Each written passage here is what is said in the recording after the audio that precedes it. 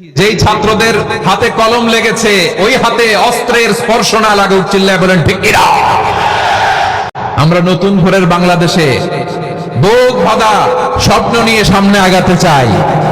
এখানে এক রাজনৈতিক দল আরেক রাজনৈতিক দলকে শ্রদ্ধা করবে, সম্মান করবে, এমন নেতা আমরা চাই যেই নেতা অসুস্থ হলে আমরা গোটা দেশের জনগণ জায়নামাজ বিছিয়ে মুনাজাতে চোখের পানি ছেড়ে আমার নেতার জন্য কান্না করবো, চিল্লায় বলেন ঠিক কিনা?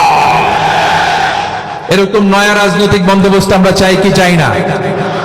এক রাজনৈতিক দল আরেক রাজনৈতিক দলকে নিশ্চিহ্ন করার খেলায় মেতে উঠুক, এটা আপনারা চান? আমরা চাই না। আমাদেরকে সাবধান থাকতে হবে, সচেতন থাকতে হবে।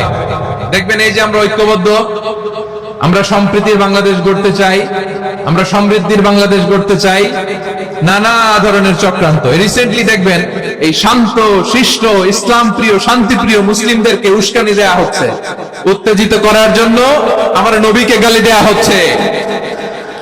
আরশের অধিপতি আল্লাহ রাব্বুল ইজ্জাতের নামে এমন অশ্লীল শব্দ ব্যবহার করা হচ্ছে যেগুলো মুখে তোলা আমাদের পক্ষে সম্ভব না। প্রিয় ভাইরা, আমরা আজকের